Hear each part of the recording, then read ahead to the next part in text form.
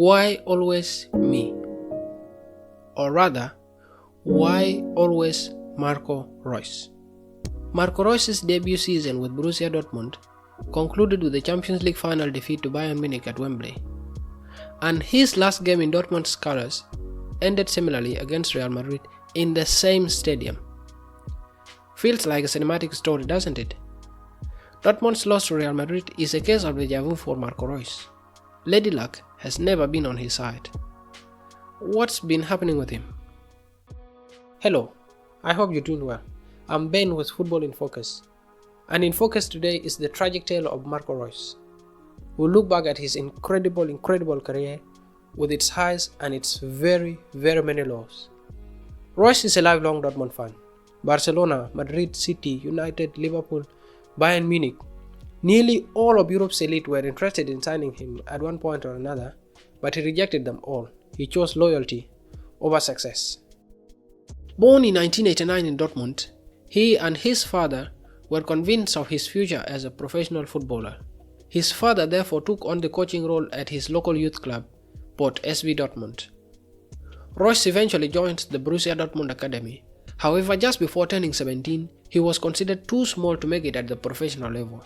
He moved to the Rot-Weiss Island Academy, where his talent caught the eye of Borussia Mönchengladbach, and within a year, Reus had established himself in the first team. The 2011-2012 season was when things really began to take off for Reus. He scored 21 goals and provided 14 assists in 37 games. And when a 21-year-old does that, you give him the Bundesliga Player of the Season award. Dortmund were at this point pretty much obliged to activate the buyback clause in his contract. 18 million euros later, and Reus was back to where his heart belonged. At Dortmund, the boys had just won their second Bundesliga title in as many years under Jurgen Klopp.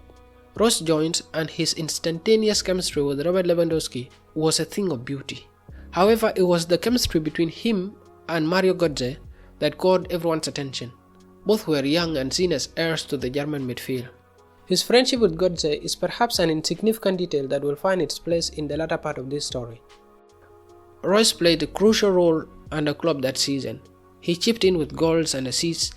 He even scored the winning goal in the Champions League quarterfinals to help Dortmund reach the final at Wembley. Waiting for them at Wembley were familiar faces, their bitter rivals Bayern Munich. Everything was going well on the night until the 60th minute when Mario Mandzukic scored. Soon after, Ilkay Gundogan levelled the scores with a penalty won by Marco Reus. All good? Well, that was until the 89th minute when the Dortmund defense took a nap and allowed Arjen Robben to score the winner. The first Marco Reus heartbreak. 2013-14 was when Reus had his best times, but also his worst.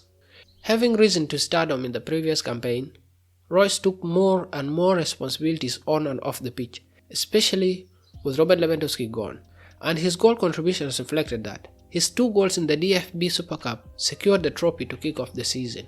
And by the end of the campaign, Reus had, now hear this, 41 goal contributions in all competitions and another Player of the Season award. So far so good for Reus, but this is where the story takes another twist. In the summer of 2014, Reus was preparing for the World Cup with Germany. June 7th, 2014.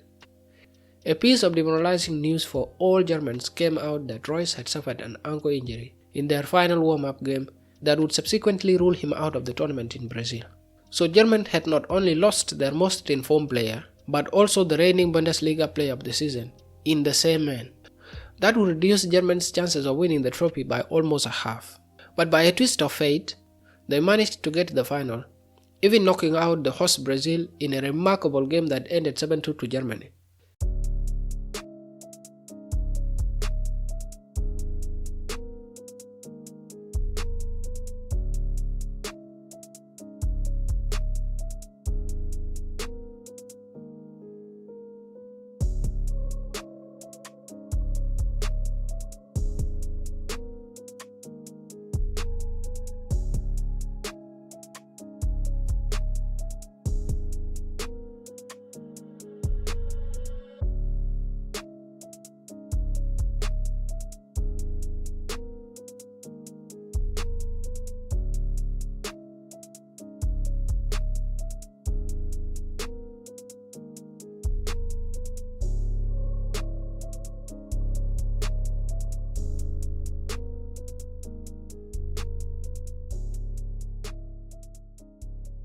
Then the unthinkable happened in the final. Mario Götze scored the winning goal, which he dedicated to his friend who was at the hospital. Reus appreciated the gesture, but was devastated for himself. He would have been a world champion. Only if. From then on, he was plagued by injuries, one after another. He was injured all the time, and it was not just one repetitive injury. They were very different. According to Transfermarkt, Reus had 8 different injuries between 2019 and 2023, and his whole injury record is a 5-page document. This is not haphazard, it's systematic. Then when he was finally fit for a tournament with the national team, misfortune struck once again. From one unfortunate event to another, Reus kept hoping for a day like this. Final day of the 2022-2023 Bundesliga season, and something that happens once in a blue moon, especially over the last decade, had happened. Dortmund were going into the final day of the season with Bundesliga title in their own hands. The task was clear and simple: beat Mainz at home, and the title would be theirs. And if they drew, they would need Bayern to get the same result. The passionate yellow wall turned up prepared for the Marco Reus party, but no one was prepared for the roller coaster of emotions the day would turn out to be. Bayern took the lead early in Cologne, and a short while later, Mainz took theirs in Dortmund. The title was going to Bayern. Literally 2 minutes later, Dortmund had the chance to level the score from the penalty spot. Sebastian Haller missed it. Then Mainz doubled the lead. Dortmund pulled one back with 20 minutes remaining, and in the 81st minute, Bayern conceded a penalty and were back on level terms. The title was back in Dortmund's hands. However, late on, very late in fact, in the 89th minute, Musiala scored the winning goal for Bayern. Although Dortmund themselves scored an injury time equalizer, it was too late. It is the hope that kills, especially for Reus. Reus announced he would finally end his marriage with Dortmund. In his final Bundesliga game, he scored a sweet free kick that brought back memories of his younger self.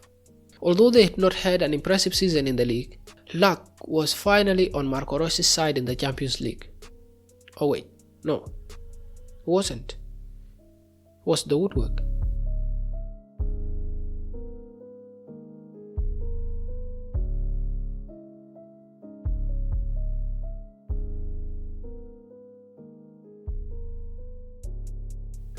Dortmund were not even tipped to make it out of this group by many people, but somehow made it to the final at Wembley, where they and Reus had lost 11 years earlier. So in the story of a lifelong love affair with Dortmund, there was one small but hugely significant chapter still to be written. The Champions League final was Reus' last shot at a fairy tale ending, except that he missed again. Standing in his way were the kings of the tournament. Real Madrid in the Champions League is a movie we've all seen before. Looking back at Reus' career, there is so much to be admired, especially his resilience and loyalty. But we are left wondering what could have been. What if he'd won the World Cup, the Champions League, or the Bundesliga? What if he'd stayed fit? I guess we'll never know. But we can say, Danke Marco.